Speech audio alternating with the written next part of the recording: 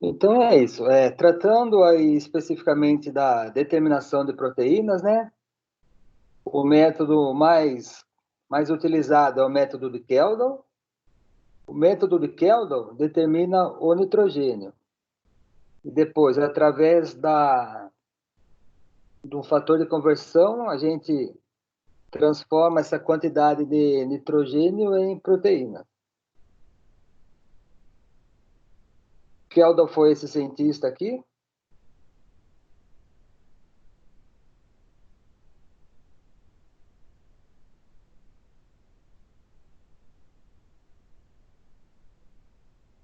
E durante o método é determinado tanto o nitrogênio orgânico total, que é o nitrogênio da proteína, mas acaba também determinando o nitrogênio que não é da proteína, tá?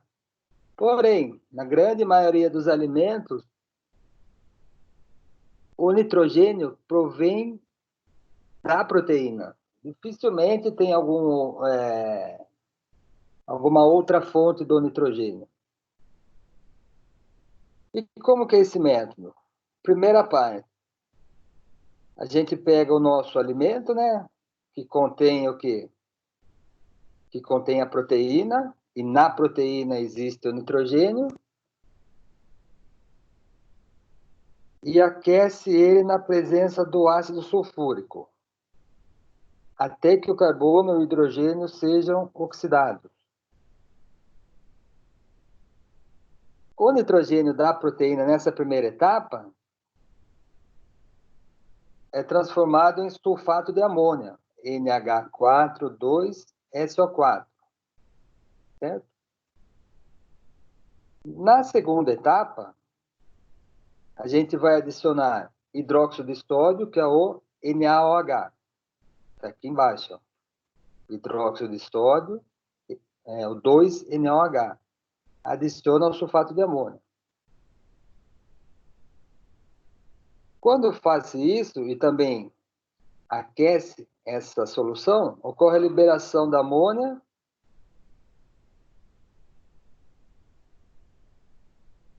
a qual é convertida a borato de amônia, certo? Então, o NaOH que estava livre se liga ao ácido bórico formando borato de amônia. É essa segunda equação aqui.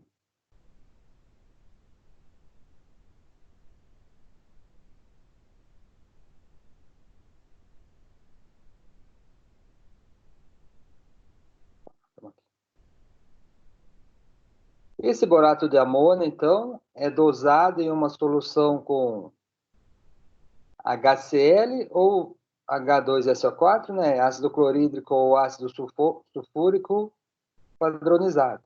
Então, já é essa terceira etapa aqui.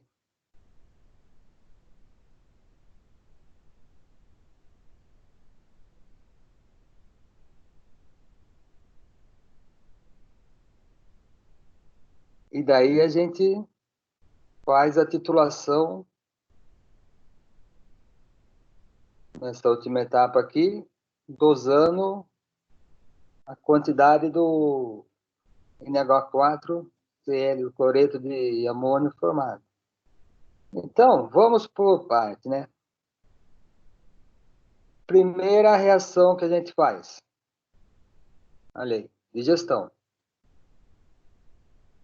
Coloca-se. A gente vai ver o filminho daqui a pouco, tá? A mistura da matéria orgânica com o H2SO4 num digestor. Aí o digestor. Então a gente tem o que nesse digestor? Começando de baixo. Um painel que controla a temperatura e o tempo da digestão. Em cima ali, onde ocorre o aquecimento. Mais para cima, o tubo de digestão, onde a gente coloca a nossa amostra. E, obviamente, lá em cima a tampa do digestor. Então, isso daí fica dentro do tubo ali, né? Só que a gente fecha esse tubo. Então, é ali naquele tubo que coloca-se o alimento mais o ácido sulfúrico, que é o H2SO4 concentrado. E isso vai formar o quê? SO2 mais CO2 mais H2O mais NH4, 2SO4. Esse último aí, NH4, 2SO4, é o tal do sulfato de amônio. Então, o carbono, que é oxidado e se transforma em CO2, evapora. Então, CO2 simplesmente evapora e vai embora, se desprende. O início da digestão é escura, mas conforme esse carbono, esse CO2 vai indo embora, ela vai ficando mais clara.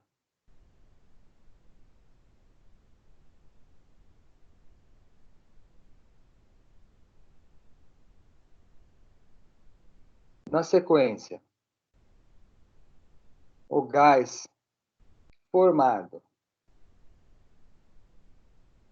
ou seja, a amônia, que é liberada aí dessa reação, se liga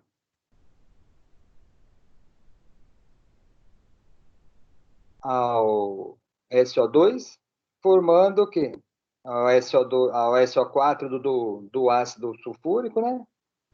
Formando o tal do sulfato de amônio, que fica no tubo e vai formar cristais. Então, a primeira parte já foi aquecimento na presença do H2SO4. Na segunda parte, a gente vai colocar o NaOH, ou seja, o hidróxido de sódio.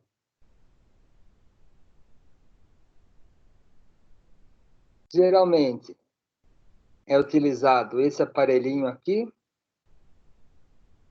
que é o tal do digestor da proteína. Então, aqui a gente vai adicionar o NaOH, né, que é o hidróxido de sódio, o qual vai reagir conforme essa equação, formando sulfato de sódio mais água mais amônio, certo?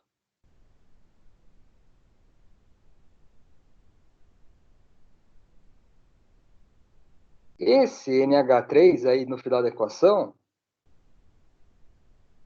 é desprendido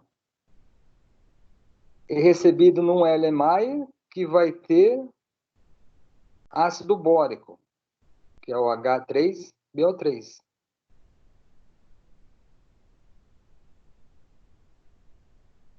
Esse amônio, obviamente, age com ácido bórico, formando o borato de amônio. O que é o borato de amônio? NH4, H2, PO3. Daí a gente faz o quê? Uma titulação na qual esse NH4H2BO3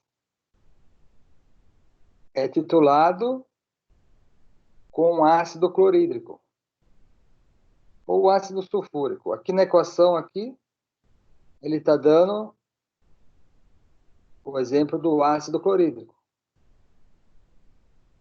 Fez essa titulação, vai ser formado NH3, 2H3, BO3, mais 2NH4Cl. O, o qual é quantificado para depois fazer as contas certinho. Então, tudo que eu falei está resumido aqui.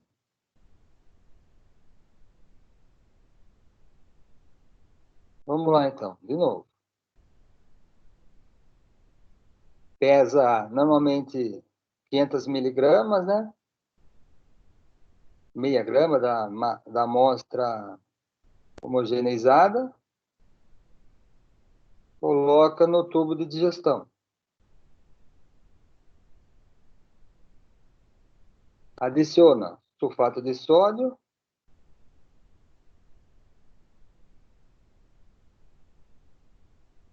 que é o catalisador, tá? O catalisador, o sulfato de sódio, 2,5 gramas, isso é fixo. Aí depois, no equipamento de digestão, a gente vai aquecer ele bastante. Até uma temperatura, aí, equipamento de digestão, né? Até uma temperatura de aproximadamente 420 graus Celsius.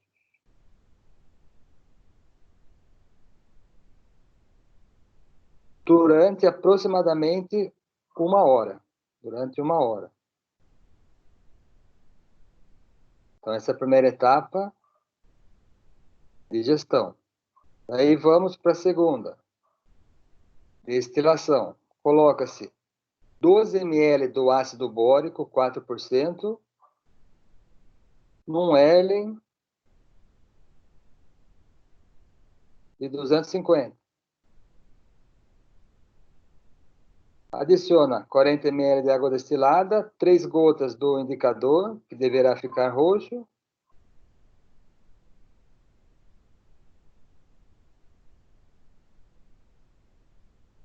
Coloca-se o tubo com a amostra no destilador, né? Esse aparelhinho aqui.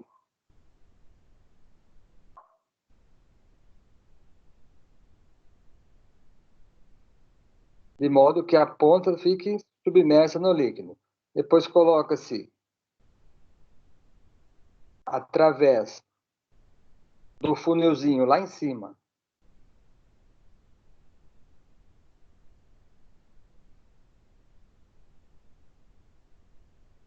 55 a 60 ml do NaOH, que é o hidróxido de sódio, a 40%, a concentração dele. Isso aqui tem que estar tudo previamente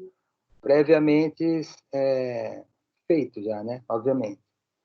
E aí você aquece na ebulição e destila com a ponteira mergulhada.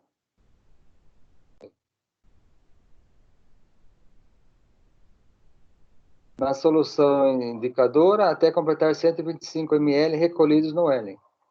Após emergir a ponteira, deixar 25 ml, ou seja, completa 150. E daí vai para a terceira etapa, titulação.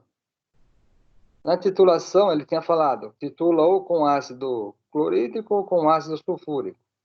Nesse caso, ele usou ácido sulfúrico 0,1 normal na bureta, até a virada de cor do destilado, que era verde para roxo. Na hora que virou roxo, anota o volume gasto na nossa bureta.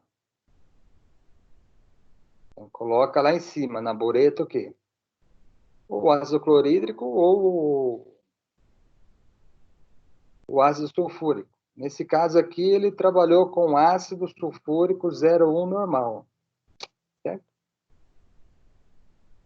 Daí depois, faz-se o quê? A quantificação, nesse caso que ele trabalhou com ácido sulfúrico, de quanto foi gasto aqui na bureta. Aqui a bureta com ácido sulfúrico, para cada 1 ml gasto, significa o quê? Que a sua proteína tem 0,014 gramas de nitrogênio.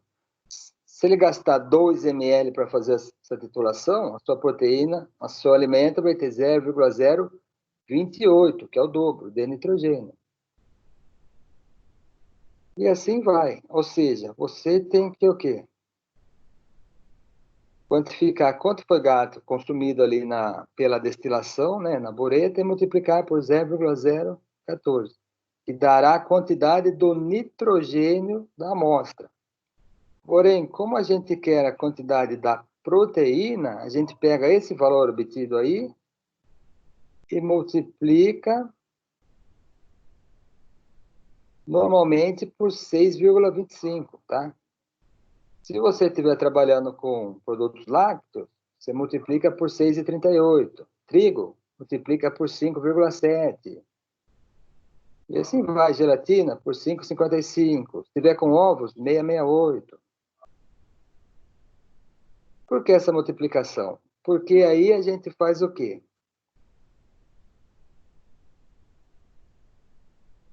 Estimamos a proteína através do nitrogênio. Por exemplo, no trigo, a razão, essa razão entre nitrogênio e a proteína, no trigo, né, é afetada por condições de crescimento, quantidade e tipo de fertilizante utilizado. Mas o fator médio é 5,7 para trigo. Em média, 5,7. Ou seja, cada 100 gramas de proteína do trigo vai ter um pouco menos de 16% de nitrogênio. Para os alimentos em geral, 100 gramas de proteína vai ter 16 gramas de nitrogênio. Repetir, 100 gramas de proteína tem 16 gramas de nitrogênio. Então, fazendo essa regrinha de 3 aí, a gente chega nesse fator de multiplicar a quantidade de nitrogênio por 6,25 para determinar o teor da proteína.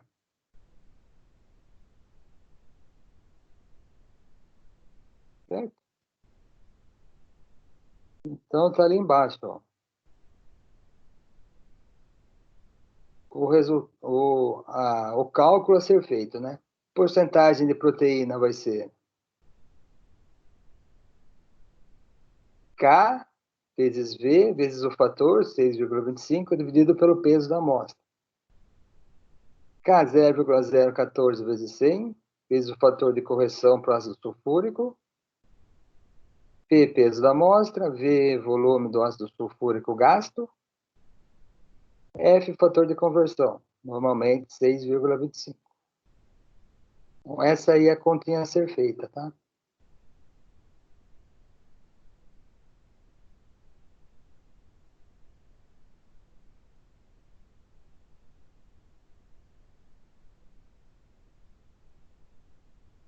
Antes da gente ir para o segundo método, que é o do biureto, eu vou passar um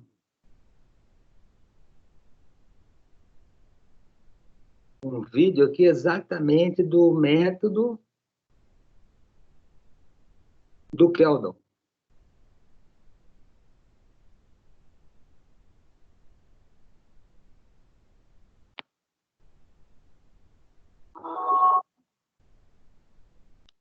Determinação de proteínas em alimentos. Aqui nesse caso, ele trabalhou com determinação da farinha, proteínas na farinha, e utiliza os seguintes equipamentos: balança analítica, balança semi-analítica, o digestor que ele falou, e o destilador.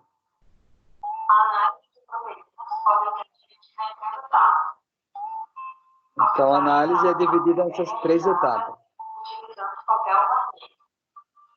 Primeiramente, colocado o papel na balança e a balança é separada. Aí ele vai trabalhar com trigo, né? A amostra é pesada sobre o papel, sendo utilizado aproximadamente 500 miligramas da amostra, dependendo do alimento. E aí ele vai trabalhar com 500 miligramas, né, da amostra, no caso do trigo, pesa ali no papel manteiga. A amostra deve ser transferida quantitativamente para o tubo de digestão de proteínas. Essa amostra já é colocada no tubo de digestão de proteínas. No pacote com a amostra, com a finalidade de colocar a amostra dentro do tubo de digestão de proteínas. Então, repare que ele faz um pequeno pacote, né? Ou seja, embrulha a amostra, ou a farinha do trigo, e coloca no tubo de digestão da proteína. Esse é o tubo de digestão. Cuidado para que a amostra não fique em contato com as paredes do tubo de proteína. Aí, colocando a amostra. A análise deve ser realizada no mínimo em duplicado. Sempre procurar trabalhar ou em duplicata ou em triplicata. A dosagem do sulfato de sódio, aproximadamente 1,5 gramas, sendo adicionado ao. Então, paralelamente, pesa o NH2SO4, sulfato de amônio, e coloca-se no tubo digestor. Posteriormente, é adicionada a solução sulfocúprica. Essa solução sulfocúprica é o catalisador. A solução contém ácido sulfúrico concentrado e sulfato de cobre. O sulfato de cobre, na verdade, é o catalisador. Os tubos devem ser colocados no aparelho digestor. Aí o digestor. Este aparelho atinge temperatura de aproximadamente 400 graus Celsius. Aí ele vai trabalhar aproximadamente 400 graus Celsius. Está trabalhando em duplicata. O nitrogênio contido na amônia é transformado. Aí é o que ocorre, que a gente falou lá atrás. Agora fica mais fácil, eu acredito. Então, o nitrogênio da proteína, durante a digestão, entra em contato com o ácido sulfúrico, formando o sulfato de amônia. Primeira etapa, digestão. Sulfato de amônia. Após o término da digestão, obtém-se uma solução líquida, sendo que o nitrogênio está na forma de sulfato de amônia. Então, é o nitrogênio na forma de sulfato de amônia. A segunda etapa do método é a. Daí ele vai para a segunda etapa do método, ou seja, destilação. A destilação é realizada num equipamento chamado destilador de proteínas. Esse equipamento é o tal do destilador de proteínas. Pode ser preparado com elemento contendo ácido bórico, água e indicador químico. Separadamente, aí ele colocou ácido bórico, água e o indicador Kashmir. Em meio ácido, o indicador químico possui uma cor roxa. Aí é o meio ácido, então aí o indicador possui uma coloração roxa. O elementário contendo ácido bórico deve ser colocado na ponta de saída do destilador. Então o Erlenmeyer, que contém o ácido bórico, é colocado aí na ponta de saída do indicador, do destilador. Deve ser colocado no aparelho destilador.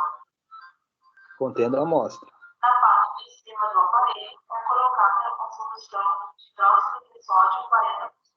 Lá em cima é colocado o hidróxido de sódio 40%. E aí abre a válvula aos poucos. Abre a válvula. A soda dentro do tubo. A hora que ela abre a válvula, a soda, o hidróxido de sódio, ou seja, a soda que está lá em cima, começa a cair para dentro do tubo. Coloca-se rapidamente o Erlenmeyer, de modo que a ponta de saída do destilador fique submersa no líquido. Ele coloca o Erlenmeyer e perceba que a ponta de saída do destilador fica submersa, ou seja, dentro do líquido. A terceira função é iniciar com a ponteira mergulhada no ácido bórico. Daí ele começa a aquecer a solução para fazer a destilação, onde que a ponteira está mergulhada dentro do ácido bórico. Ao iniciar a destilação, pode ser observado no Erlenmeyer uma mudança de cor. Aí o Erlenmeyer aqui embaixo vai mudando de cor. Era azul na presença do ácido, conforme vai ficando alcalino, o indicador Kashiro vai ficando verde, ou seja, em meio básico ele possui a cor verde. Daí ele continua a destilação, já está a cor verde, ou seja, já está alcalino, daí ele continua até 125 ml. Aproximadamente. Após recolher seus 25 mililitros, energize a ponteira e continuar recolhendo até 150 mililitros. A hora que recolher aproximadamente 125 ml, ele abaixa a ponteira, né? Ou seja, a ponteira já não está submersa no líquido, mas continua aí a destilação até 150 ml. Durante a destilação, o nitrogênio contido na amostra, que estava na forma de sulfato de amônio, é transformado em gás amônio. Durante essa destilação, o que ocorreu? O nitrogênio que estava lá no início, o N, na forma de sulfato de amônio, é transformado em gás amônia aqui no final, na presença do NOH que foi colocado lá em cima no início da destilação. O gás amônia é recolhido no ácido bórico, formando borato. O gás amônia agora é recolhido no ácido bórico, formando borato de amônia. No final da destilação, o nitrogênio contido na amostra estará na forma de borato de amônio. Ao final dessa destilação, o nitrogênio contido lá na amostra vai estar na forma de borato de amônia. Toda a esquerda. Daí vai para a terceira etapa do método. Terceira etapa do método, ou seja, a titulação com ácido sulfúrico. Ácido sulfúrico, H2SO4, 0,1 normal.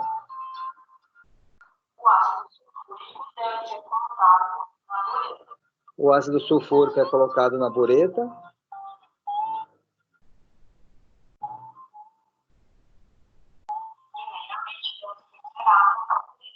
Aí a bureta é zerada.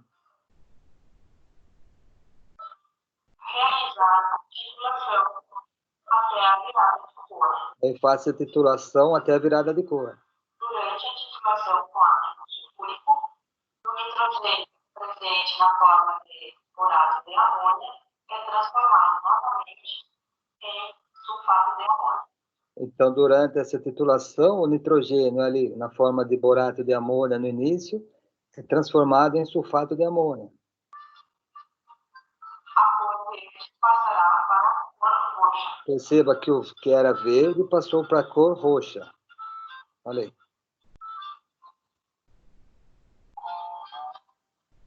Verificado o volume de ácido sulfúrico gás da titulação e anotado o valor. Aí faço a verificação do volume do ácido sulfúrico, né, que foi gasto lá na bureta, e faz a anotação. 1 mililitro de ácido sulfúrico 0,1 normal equivale a 0,014. 1 mililitro do ácido sulfúrico 0,1 normal equivale a 0,014 gramas de nitrogênio. Calcula-se a porcentagem de proteínas. Daí calcula-se a porcentagem de proteínas utilizando a seguinte fórmula.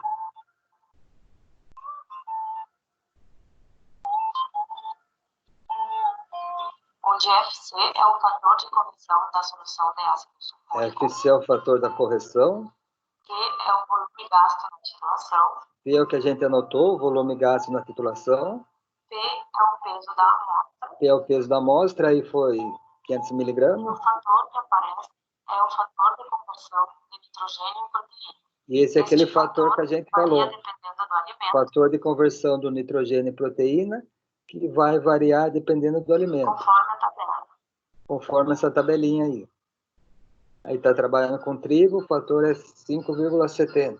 Sendo que, para a maior parte dos alimentos, o fator de conversão é 6,25. Para a maior parte dos alimentos, o fator de conversão é 6,25.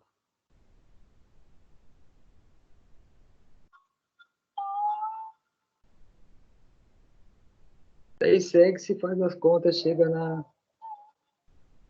ali na solução, no resultado da concentração da proteína na amostra.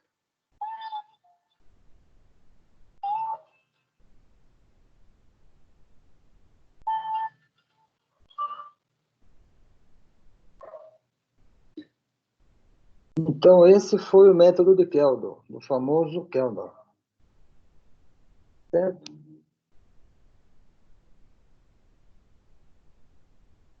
É meio difícil, não é fácil, né? Precisa ter o digestor, precisa ter o destilador, precisa ter vários reagentes aí, como a gente viu, tá? Mas é ainda o método, falou proteína, o Keldon é o mais utilizado, certo? Então, outros métodos também, aqui ele fala desses outros 3 métodos para a proteína, né?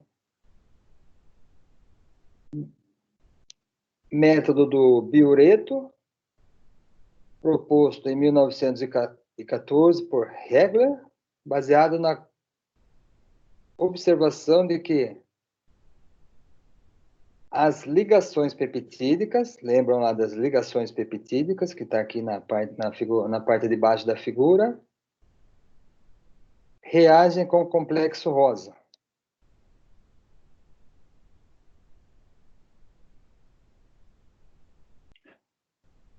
Com sais de cobre em solução alcalina. Essa reação possui uma intensidade maior conforme tem o quê? Mais proteína na sua amostra. A medida é feita no colorímetro, né? Ou no espectrofotômetro. Então, na verdade, ele mede a quantidade de ligações peptídicas, método do biureto. Agora, vamos passar mais rapidamente, que esses outros 3 métodos é menos utilizados, né? Método do fenol, também conhecido como Foley, Secault, Lowry. É também um método de determinação colorimétrica realizado a partir de 1912. Baseia na interação das proteínas com o reagente fenol e cobre em condições alcalinas.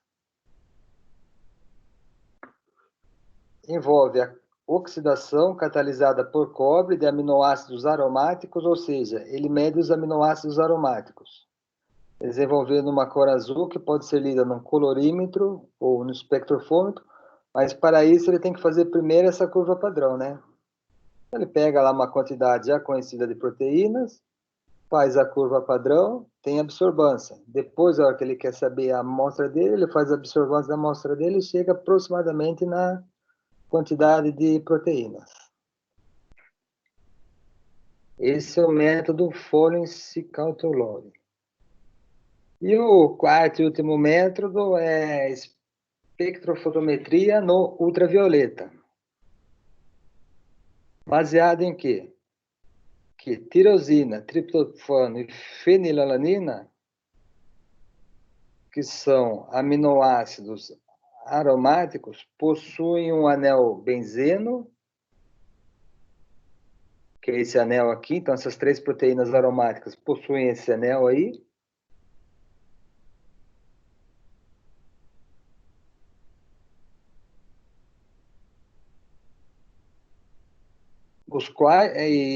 Esse anel benzênico aí pode ser lido em espectrofotômetro a 280 nanômetros. Ou seja, quanto mais tiver esses três aminoácidos aí, maior vai ser a leitura no espectrofotômetro a 280 nanômetros. Então, ele é a tirosina, está aqui o anel benzênico, à esquerda ali. O triptofano, está aqui o anel benzênico à esquerda ali também. E a fenilalanina. Está aqui o anel benzênico aqui. Então, esses 3 aminoácidos são lidos na onda de 280 nanômetros no espectrofotômetro.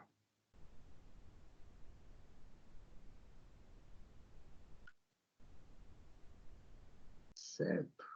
Vamos ver se tem mais alguma coisa de proteínas. Então, proteínas era mais ou menos isso que a gente tinha para falar.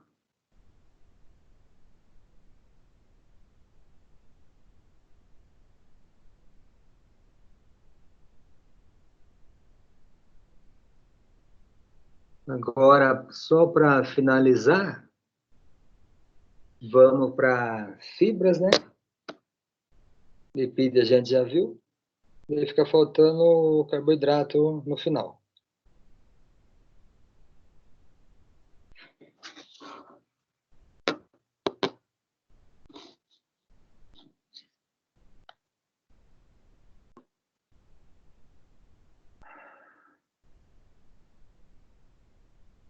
Então,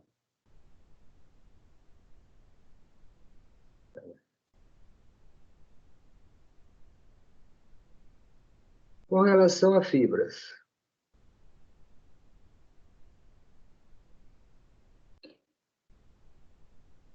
As fibras são o quê? Componentes das plantas, ou seja, dos tecidos vegetais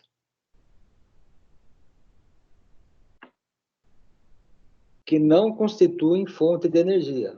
O que a gente já tinha visto na aula. Elas não podem ser hidrolisadas por enzimas do intestino humano. Então, ao contrário dos carboidratos digeríveis, que o organismo faz a digestão e aproveita isso daí como energia, as fibras não são quebradas, não são hidrolisadas. Por quê? Porque elas são formadas por misturas complexas e heterogêneas de substâncias, que também, na maioria dos casos, são carboidratos, exceto a lignina. E esses carboidratos estão principalmente na forma de celulose. Olha aí, então aí a gente tem a membrana da parede celular, né, da planta, né? E a celulose,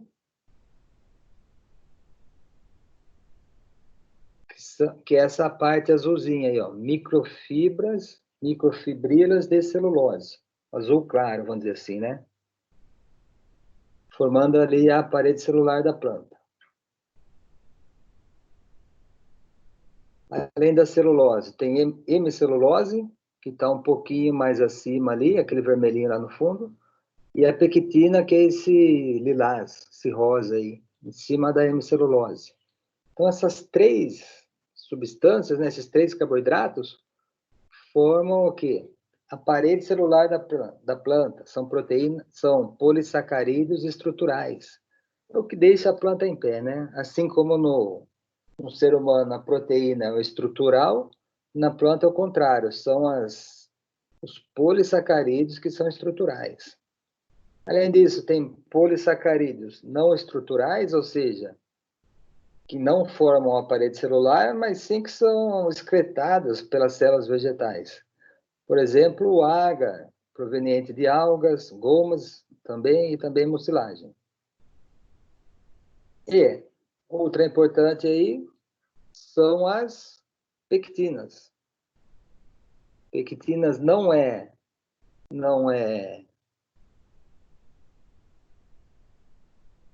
desculpa, lignina. Lignina não é carboidrato, mas também forma a fibra, tá? Então, falou fibra. Três componentes estruturais principais: celulose, hemicelulose e pectina. Outro componente estrutural, mas não polissacarídeo, é a lignina. Daí a fibra pode ser conceituada, né, de diversas maneiras. Fibra bruta ou fibra total, fibra alimentar, fibra solúvel em água e fibra insolúvel em água. Então, tá aqui, ó. Fibra bruta. Para a fibra bruta, fazemos o método gravimétrico. Antigamente era o mais utilizado, né?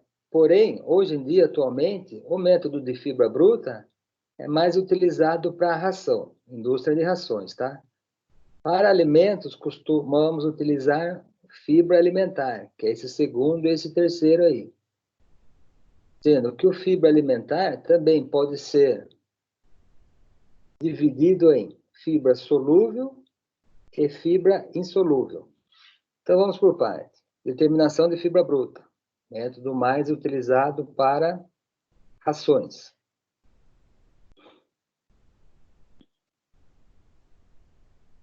Durante muitos anos foi utilizado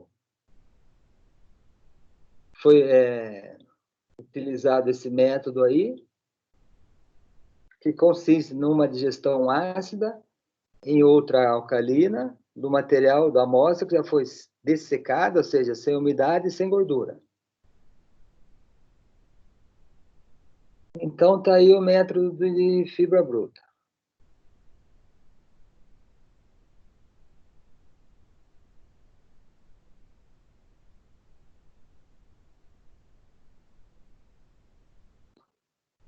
Baseia-se na determinação do resíduo orgânico insolúvel da amostra após uma digestão básica e outra alcalina.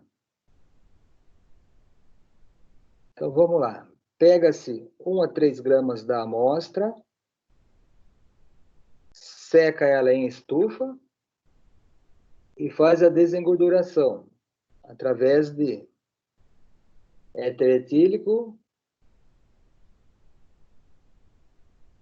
para a amostra que tenha muita gordura, mais de 5%. Se for uma amostra com menos de 5% de gordura, nem precisa retirar previamente essa gordura, tá? Mas tendo mais de 5%, faz a extração com o éter etílico. E você vai ter um resíduo que se transfere para um Erlenmeyer, ou um cadinho de vidro sinterizado.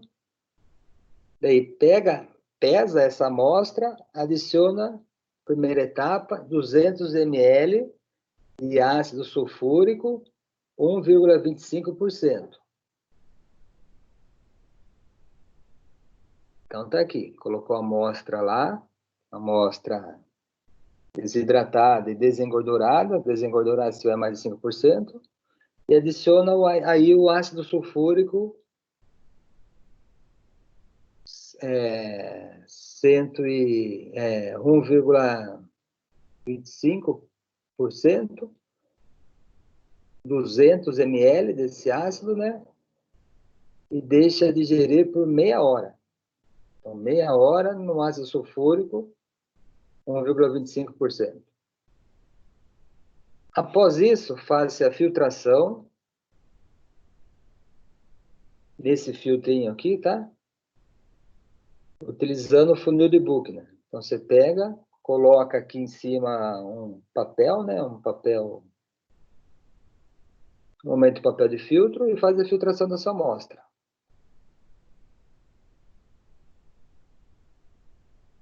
E transfere isso daí para um Erlenmeyer, um outro Erlenmeyer.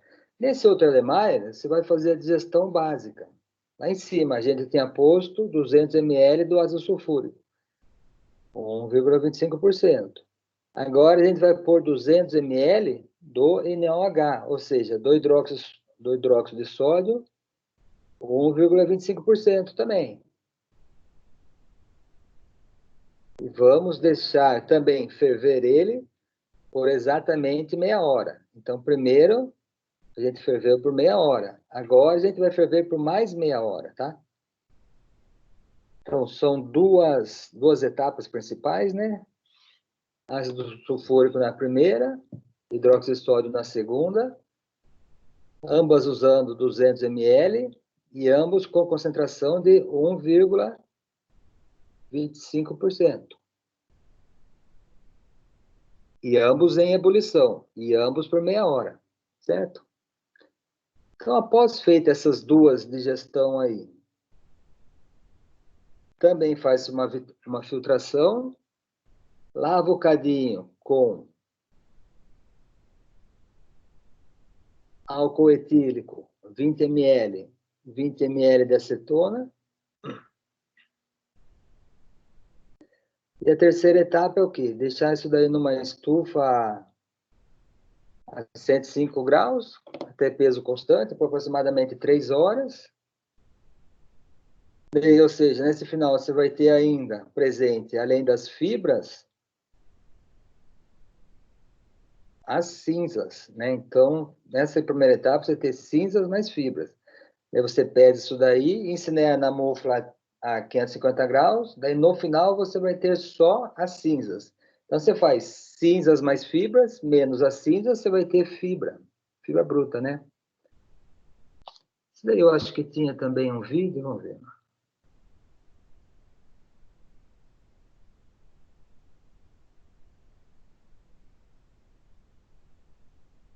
Além disso, isso é a fibra bruta, tá? O método gravimétrico. O vídeo que tem, acho que é do outro. Então, vamos por segundo. Segundo, fibra alimentar total.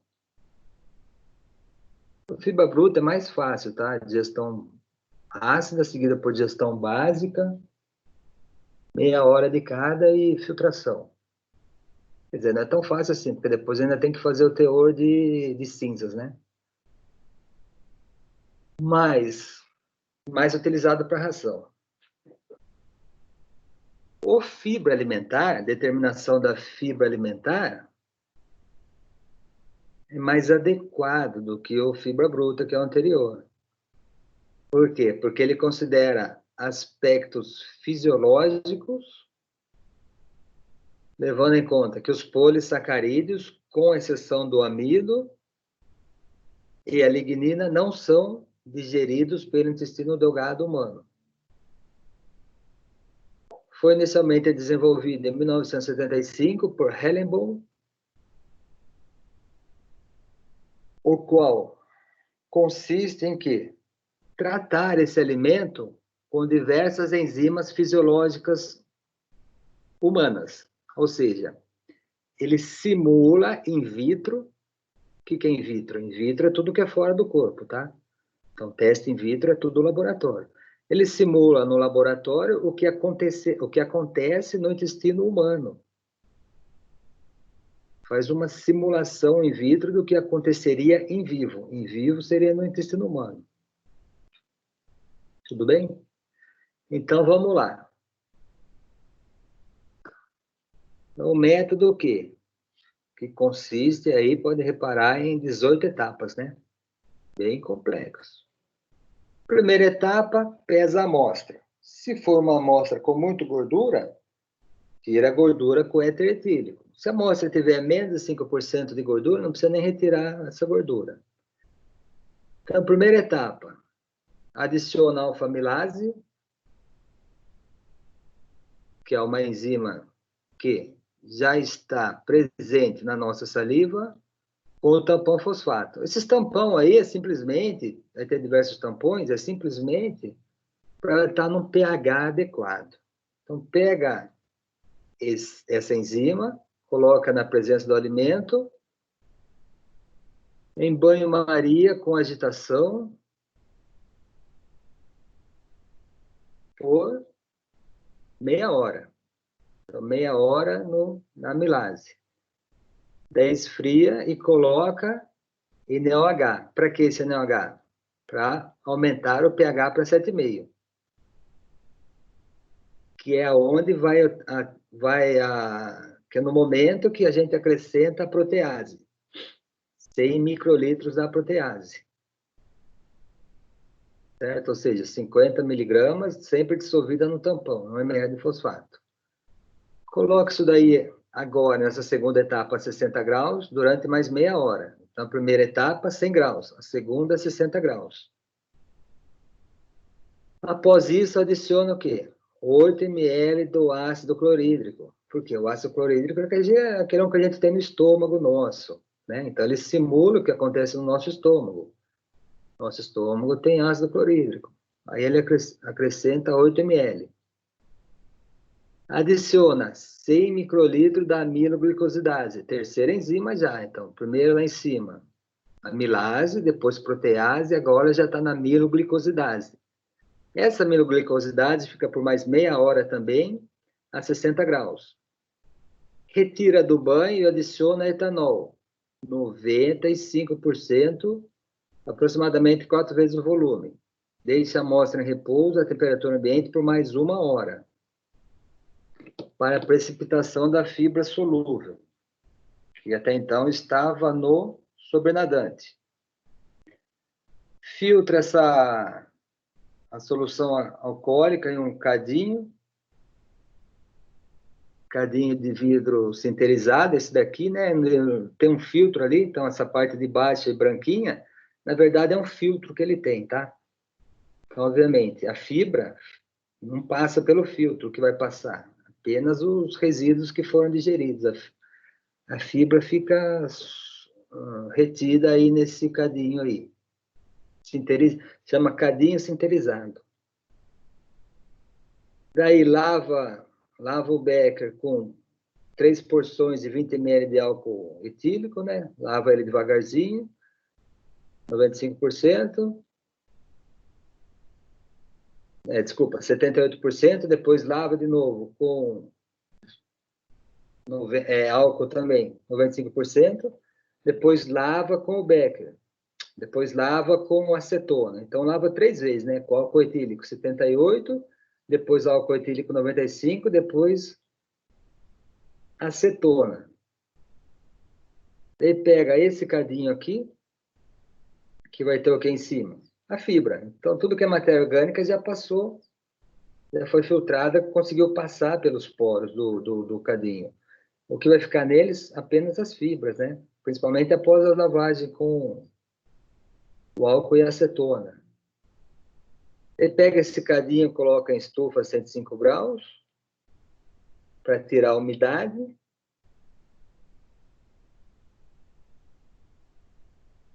Pode-se fazer o teor de fibras em uma das triplicatas, o teor de proteínas, né? Você vai ter aí, normalmente trabalha com 3 triplicatas, para ver se por acaso ficou um pouco de proteína aí no meio da sua fibra, né? Então faz esse desconto aí, né? Da proteína. Incinera. A etapa final é igual a fibra total, a fibra bruta, né? Incinera a 525 graus por 5 horas, porque ali, além das fibras, você vai ter a cinza, né? É o que você faz a quantidade de cinza aí nessa última etapa. Você tem o quê? Antes de incinerar, fibra mais cinza. Incinerou, fica apenas cinza. Então, se faz fibra mais cinza menos cinza, tem o teor de fibra. Os cálculos. Fibra alimentar total vai ser o quê? Resíduo total da amostra, menos teor da proteína, menos teor de cinza, menos resíduo total do branco. Vezes 100 dividido por massa da amostra, que é o M. Amostra que foi pesada inicialmente, né?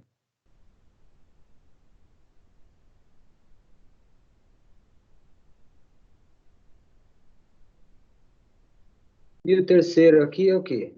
Fibra alimentar solúvel ou insolúvel pelo método enzimático gravimétrico.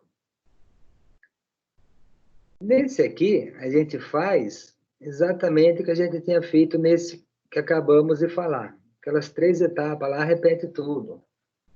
Coloca primeiro a aminoglicosidase, depois a protease, depois a terceira enzima. Não, desculpa. Primeiro a amilase, depois a protease, depois a aminoglicosidase. As 3 enzimas. Terminado isso daí, você lava o becker com água, recolhe a água de lavagem.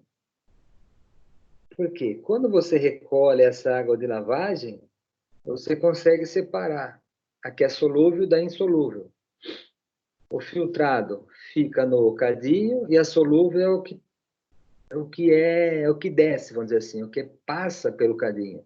Na hora que você coloca e passa essa água aí, após ter feito tudo aquilo lá, você faz essa separação entre o que desce, né, ou seja, o que foi filtrado, é solúvel, o que é misturado com a água, vamos dizer assim.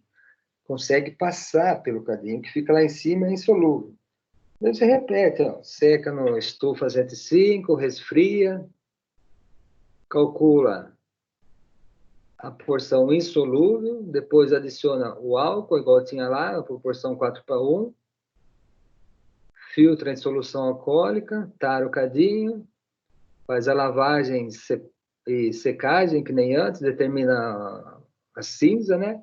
A proteína pelo método de Kelda, ou a cinza na mufla, 550 graus, e calcula a fração fibra solúvel da mesma forma que foi feita para a fibra total.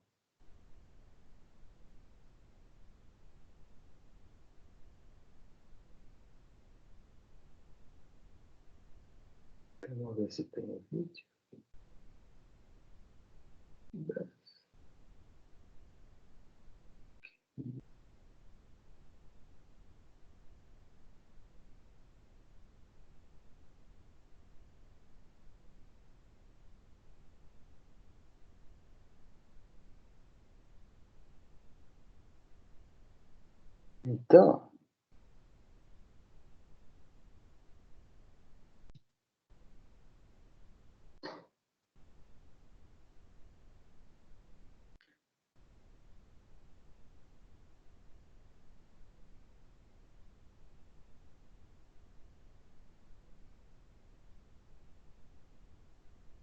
Então, com relação ao método, esse último aí, né, de fibras,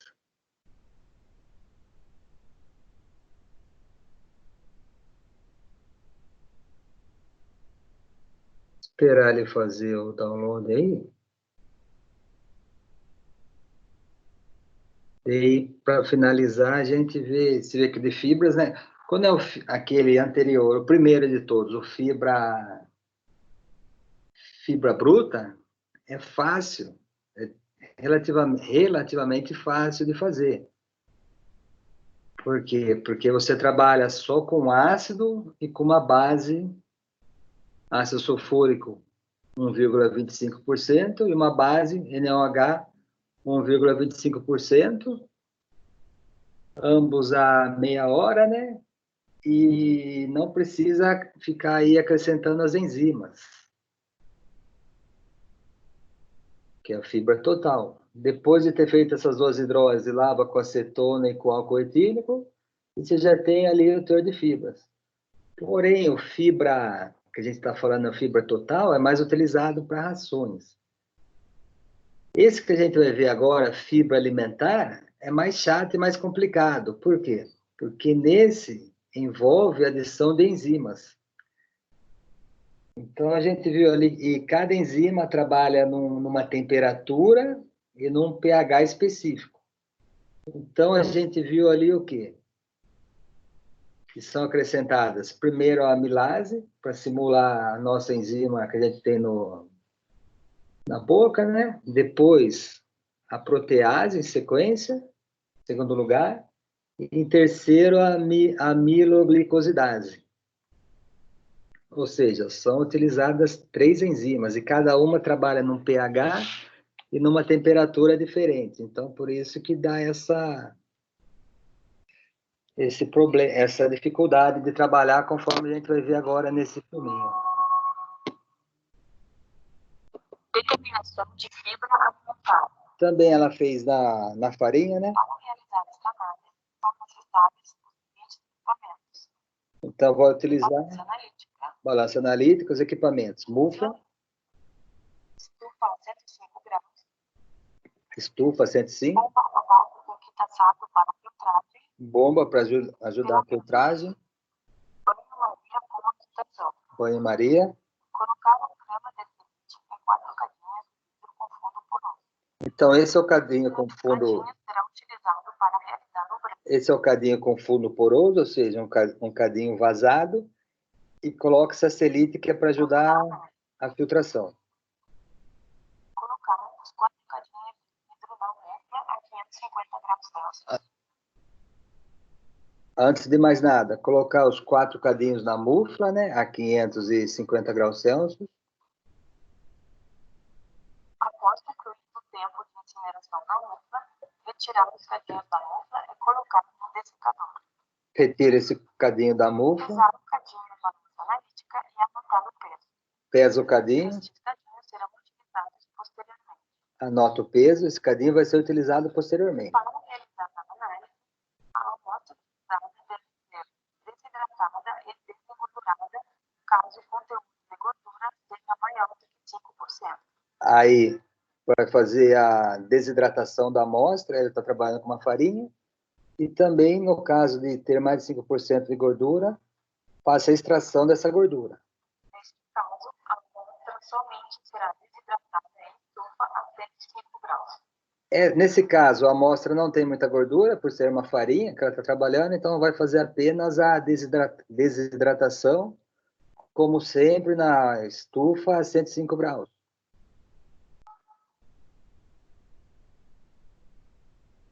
Desidratou, tirou a água da amostra, coloca no dessecador. A amostra é becker de 400 ml em pipetado.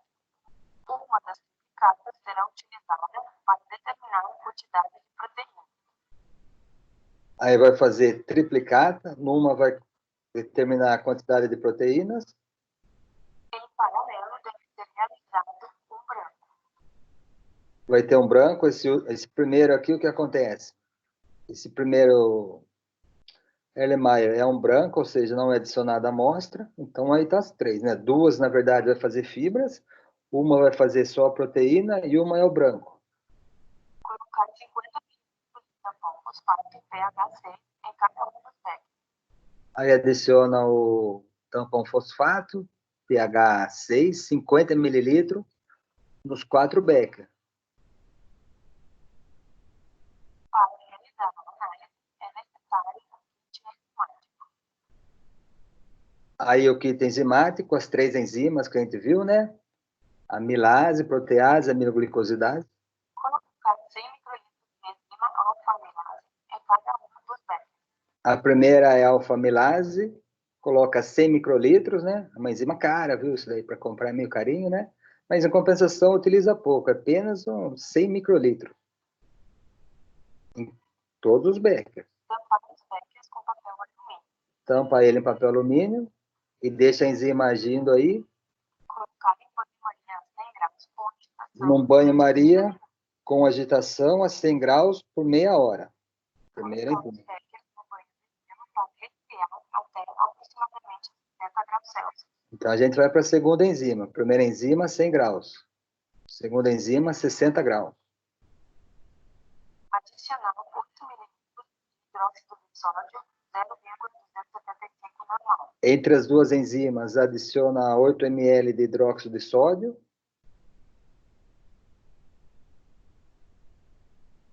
Nesta etapa, deve ser verificado o pH utilizando um pH-metro, de forma que o pH esteja entre 7,3 e 7,7.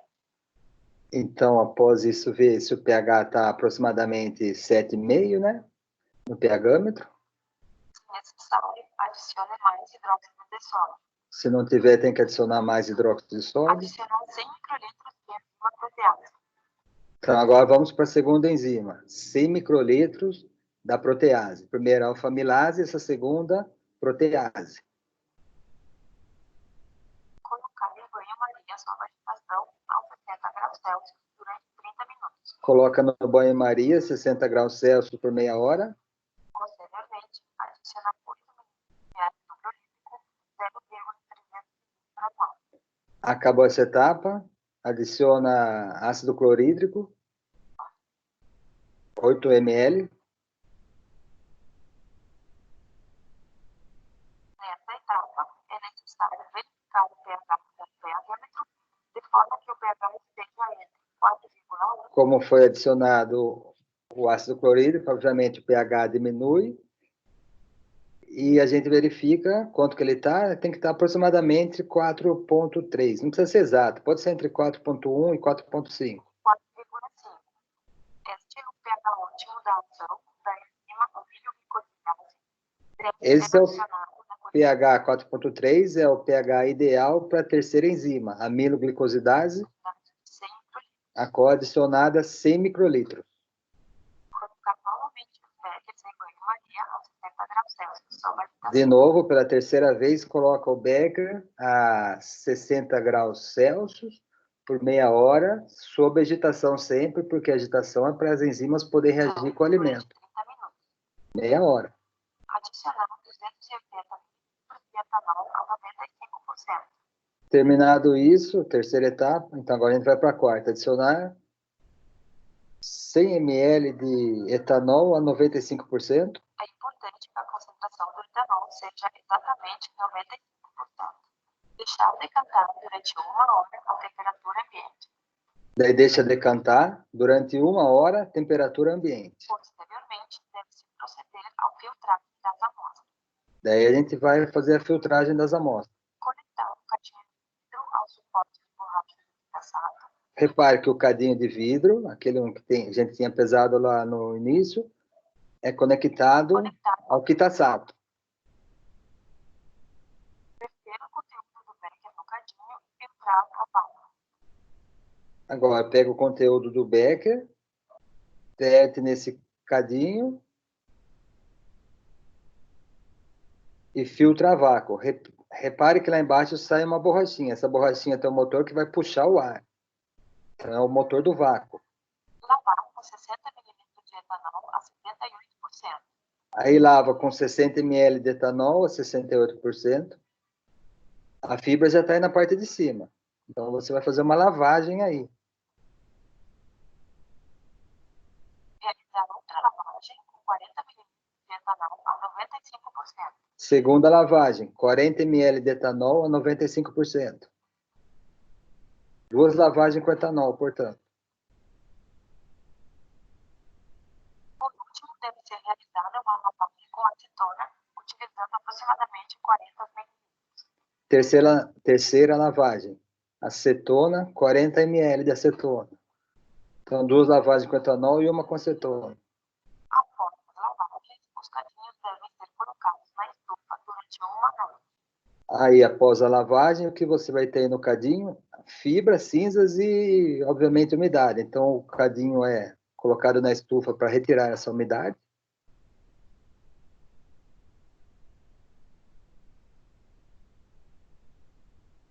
Uma das suplicatas deve ser utilizada para determinar a quantidade de proteínas na amostra. Então, lembrando lá que tinha 4, né? Uma era o branco, uma era para amostra e duas para fibra. Então, uma delas é feito o quê?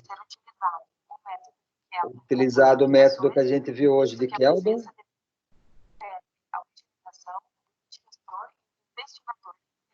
Mas é modificado esse método.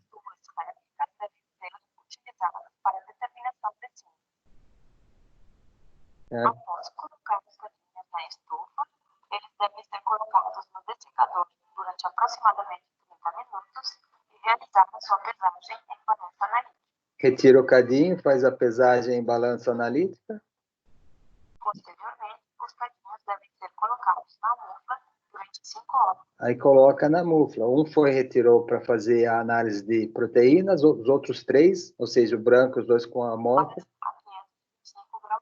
coloca na mufla, 525 graus Celsius. Retirar os cadinhos da mufla e colocar no dessecador. Retira eles, coloca no dessecador. Pesar os cadinhos e anotar o peso. Vê o peso dos cadinhos. A porcentagem de fibra alimentar na amostra pode ser calculada da seguinte forma. E daí parte para as contas. Porcentagem de fibra total na amostra. O resíduo total da amostra É calculada de acordo com essa fórmula. Menos o peso do cadinho vazio. P é o resíduo total do branco, sendo este o peso antes da mufla do branco menos o peso do cadinho vazio.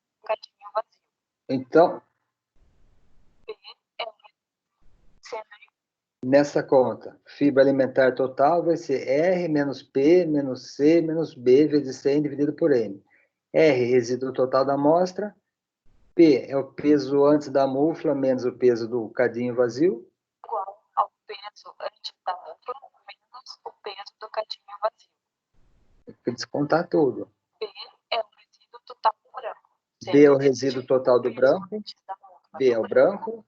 Menos o peso do cadinho vazio. Que era aquele Erlen que estava só com o branco, né? C é a quantidade de cinza C é a quantidade de cinza da amostra. Pode ser calculada Ou seja, através do peso depois da mufla menos o peso do cadinho vazio. M é o peso da amostra. M é o peso da amostra. P é o teor de proteínas determinado em uma das réplicas. O P é daquela proteína que foi feita em uma das réplicas, né? Lembra sempre, a gente fez 4. Um branco, uma proteína e 2 fibras. O peso da amostra deve ser considerada a umidade e a gordura, caso esta tenha sido desengordurada. E no M que está dividindo ali, você tem que retirar a umidade que foi feita e a gordura. No caso do alimento com mais de 5% de gordura, teria que ter feito o que ela não fez por se tratar de uma farinha, ela não fez a gordura, mas caso tivesse feito, desconta no M. Tanto a umidade quanto a gordura.